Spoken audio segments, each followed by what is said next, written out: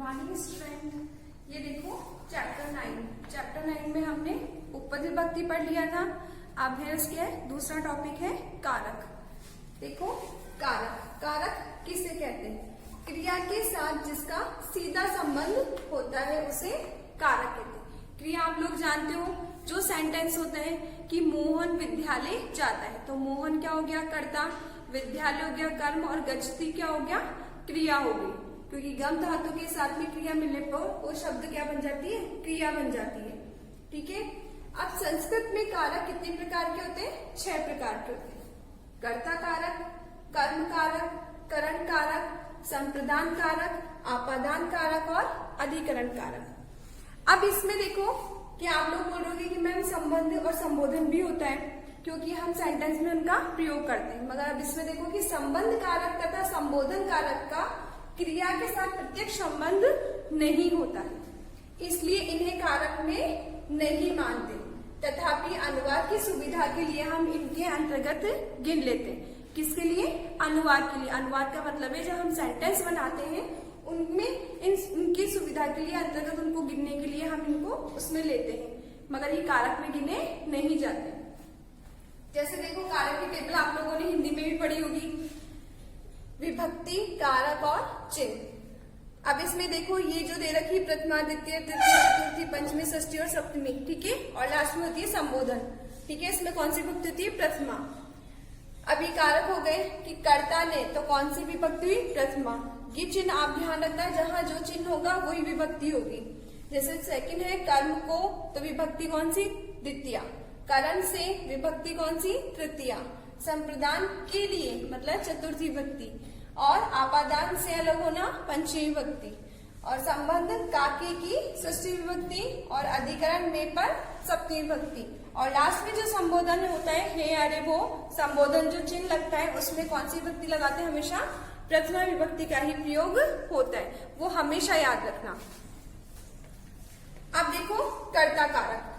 कर्ता कारक है कि क्रिया को स्वतंत्र रूप से करने वाले को कर्ता कारक कहते हैं। जैसे सेंटेंस में देखो, जैसे में गिरीशः पुस्तकम पढ़ती। अभी मैंने आप लोगों को बताया था कि गिरीशः अभी क्या है? कर्ता। ये क्या है? स्वतंत्र है। ठीक है, तो क्रिया से स्वतंत्र रूप करने वाले को कर्ता कहते हैं। तो अब ये कार्य कर रहा है, क्या कार्य कर रहा है? पुस्तक पढ़ने का कार्य कर रहा है, तो ये स्वतंत्र है, तो इसलिए ये क्या है? कर्ता है। पुस्तकम क्या हो गई? क्रिया, और पढ़ती क्या हो गई? क्रिया। पुस्तकम होता है कर्म, और पढ़ती होती है क्रिया।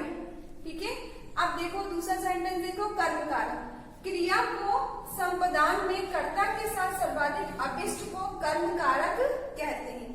देखो एग्जाम्पल में समझो कि मोहन विद्यालय गच्छति। अभी मैंने बताया था कि मोहन क्या हो गया? कर्ता हो गया, विद्यालय क्या हो गया? कर्म हो गया। ठीक है, और ये गच्छति क्या हो गया? क्रिया हो गई। अब इसने क्या बोला था कि क्रिया को संपदान में कर्ता के साथ सर्वाधिक अभिष्ट को कर्म कारक कहते हैं। कि मोहन विद्यालय जाता है, मोहन कहाँ जा रहा है? विद्यालय क्या करने जा रहा है? वो पढ़ने जा रहा है, तो इसका इससे संबंध हो गया। ठीक है, सीधा सर्वाधिक अभिष्ट हो गया, क्या हो गया? इसका विद्यालय जाना हो गया, तो इसलिए इसमें कौन सा कारक हो गया? कर्म कारक। अब है कि मोहन विद्यालय जाता है। ठीक है, तो इसमें कौन सी विभक्ति लग गई? द्वितीय विभक्ति, क्योंकि कर्म में कौन सी विभक्ति लगती है? हमेशा द्वितीय।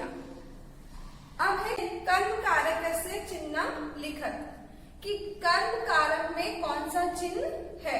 कौन सा चिन्ह है वो लिखो।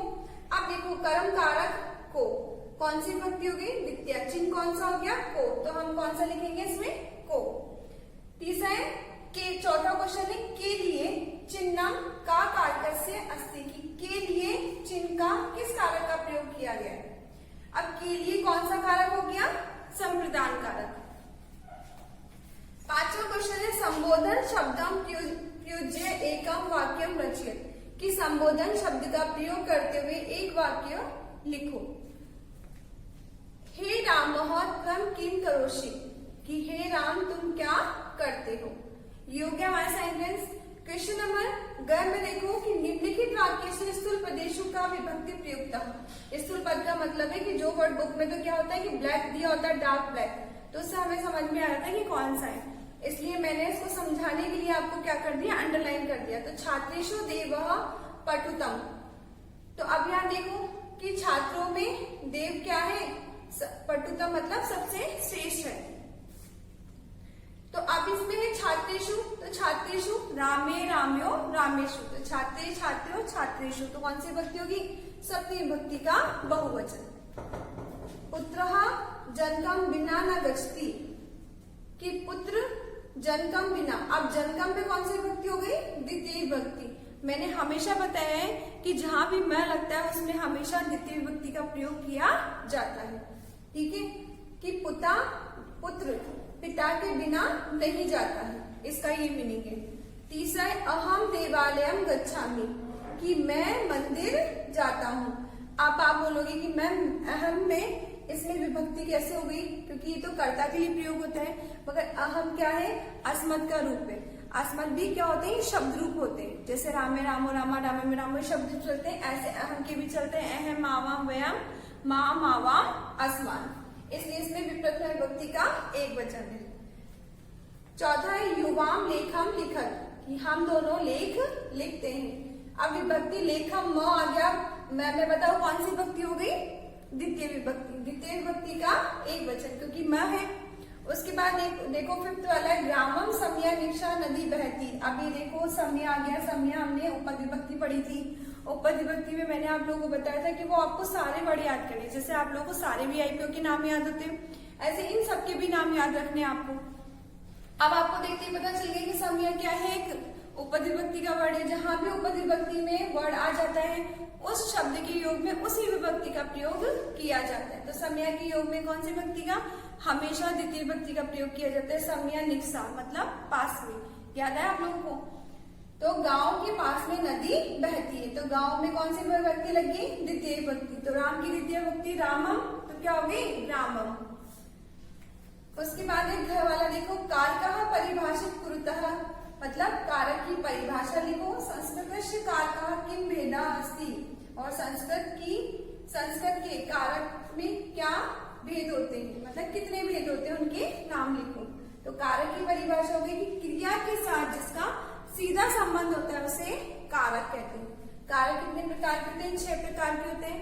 कर्ता कारक, कर्म कारक, करण कारक, संप्रदान कारक, आपादान कारक और अधिकरण कारक।